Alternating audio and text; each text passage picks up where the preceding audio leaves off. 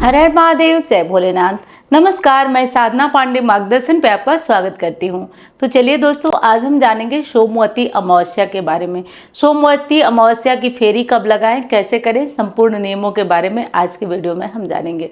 सोमवती अमावस्या में प्रायः बहुत भ्रम की स्थिति रहती है कि जो फेरी लगाते हैं क्या वो 108 ही लगाना चाहिए या उससे कम भी लगाई जा सकती है। तो दोस्तों, बिल्कुल अपने शक्ति सामर्थ्य के बराबर ही फेरी लगाएं।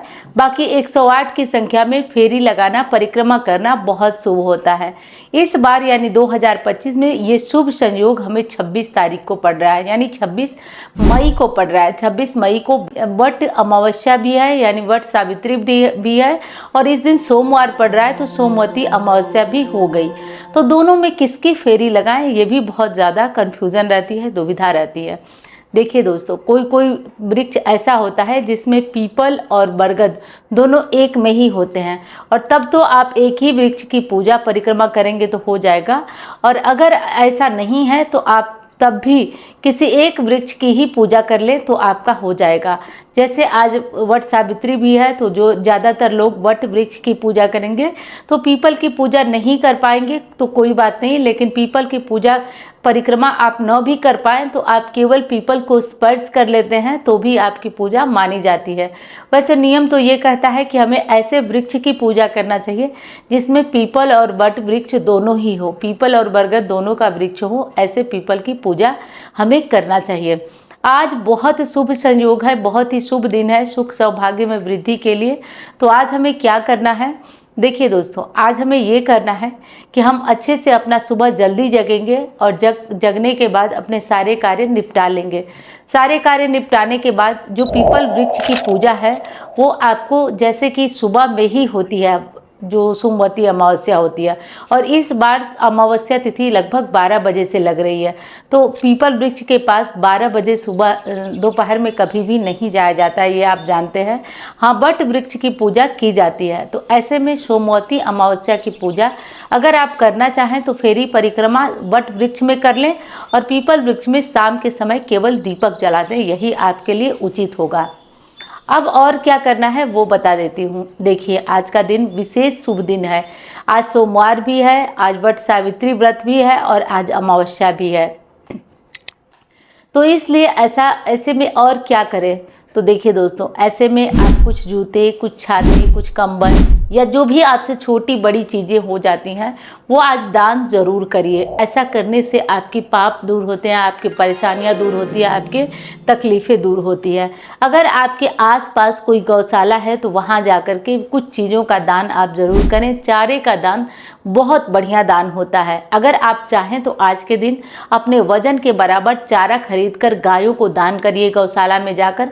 यदि आपकी अपनी खुद की गाय है तो ये महत्व नहीं रखेगा, आपको बाहर जाकर ही ये करना होगा। अब बात कर लेते हैं हम अमावस्या तिथि की, कि अमावस्या तिथि में और क्या करें। तो देखिए दोस्तों, आज की अमावस्या सोमवती अमावस्या जरूर है, लेकिन ये 12 बजे लग रही है। तो ऐसे में पीपल की फेरी परिक्रमा 12 बजे दोपहर में नहीं लगेगी, ये ध्यान रखिएगा। इसलिए आप पीपल की पूजा न करके आप वट वृक्ष की पूजा करिएगा। दोपहर 12 बजे से वट वृक्ष की पूजा आप लोग करिएगा, क्योंकि दोपहर 12 बजे से ही अमावस्या तिथि प्रारंभ हो रही है।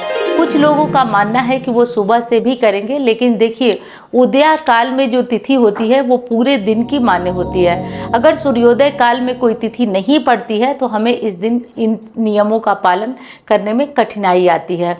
अब बात कर लेती हूँ और विशेष महत्वपूर्ण, कि आज के दिन कौन कौन सी सामग्री आप दान करेंगे, कहाँ कहाँ दीपक जलाएंगे। देखिए, आज कम से कम आपको 4-5 स्थानों पर दीपक अनिवार्य रूप से जलाना चाहिए, क्योंकि आज का दिन बहुत खास, बहुत विशेष है। एक पहला तो अपने घर की दहलीज पर, आज है अमावस्या तिथि, इसलिए अपने घर की दहलीज पर दीपक जरूर जलाइए। इससे माँ लक्ष्मी प्रसन्न होती हैं, माँ लक्ष्मी विशेष खुश होती है। तो आज यहाँ पे दीपक जरूर जलाइए आप। और दूसरा दीपक जलेगा अपने घर में पानी के मटके के पास, क्योंकि अमावस्या है और बहुत बड़ी अमावस्या है।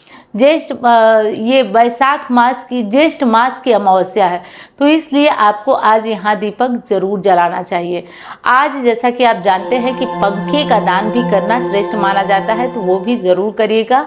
और तीसरा दीपक जलेगा गौशाला में, अगर गौशाला आपके आसपास हो मिल सके तो, नहीं तो पीपल में जलाइए। और दूसरा होगा बरगद में, वट वृक्ष में, तो वट वृक्ष में जलाइए। दोपहर को अगर आप दीपक जला के आते हैं तो शाम को जलाना ज़रूरी नहीं है। तो आप इन नियम का पालन ज़रूर करिए। और अमावस्या तिथि में जो जिस दिन सोमवती अमावस्या होती है उस दिन कुछ लोग रुई वगैरह का दीपक नहीं जलाते हैं, और सच बात है नहीं जलाना भी चाहिए। तो ऐसे में आप कलावा की बाती बनाकर जला सकते हैं।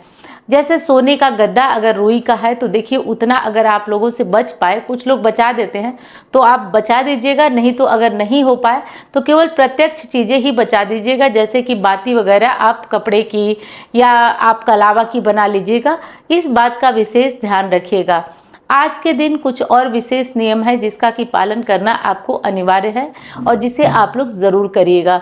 देखिए दोस्तों, आज सोमवती अमावस्या है, तो जो मैंने कहा दीपक जलाने वाला वो मत भूलिएगा। आज पीपल के पास जाकर के दीपक जरूर जलाइएगा, वट वृक्ष की पूजा जरूर करिएगा।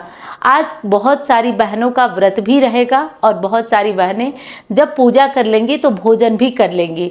तो अपने अपने नियम हैं, अपनी अपनी जो परिस्थितियां हैं, तो आप उसके अनुसार देख लीजिएगा। हम लोगों के यहाँ तो जब हम लोग की पूजा हो जाती है तो हम लोग भोजन वगैरह कर लेते हैं, ग्रहण कर लेते हैं। तो इसलिए इस नियम का आप लोग पालन करके रखिएगा।